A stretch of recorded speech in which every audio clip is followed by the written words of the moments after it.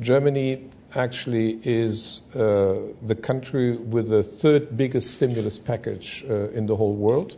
We have a stimulus, if you put those two packages together, we have a stimulus of about 90 billion euros, which is quite significant. It is actually more than 4% of our GDP.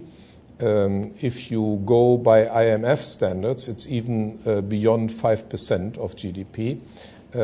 We have about 3.5% of GDP, which we spend this year and next year.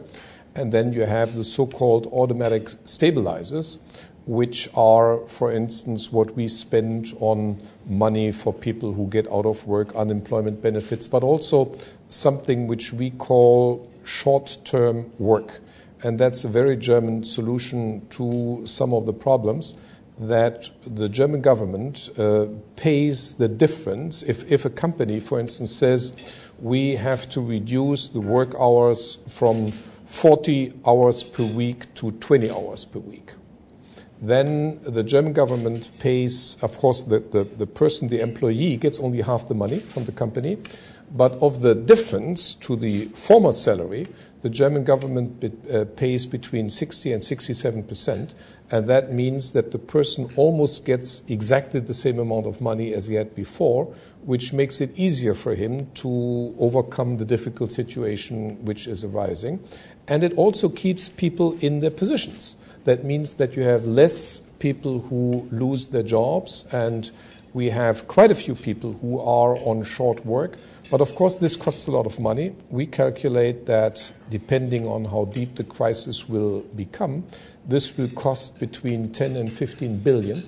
And so these are the so-called automatic stabilizers, some of them, which of course increase our stimulus package. So we have only the United States and China have a bigger stimulus package, and it's not much bigger than ours.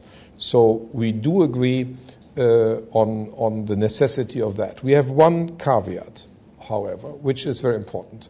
We believe that whenever you talk about stimulus packages, you should have an eye on absorption capabilities, absorption capacities of societies.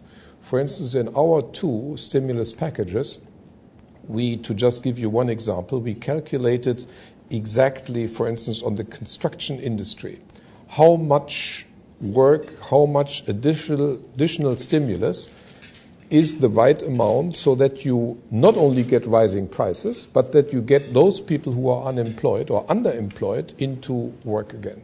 It does not make sense to have, for instance, to increase construction by the stimulus to such an extent that would only raise prices. And so the absorption capacity is a very important criteria, and therefore we have calculated exactly what we believe the market could absorb, and it does not make sense to go beyond that. And that's why we believe that for the situation as we have it, this 4 to 5% of GDP, which we are spending on the stimulus for 2009 and 2010, that's exactly the right amount, and we don't believe that we should increase that at the current situation.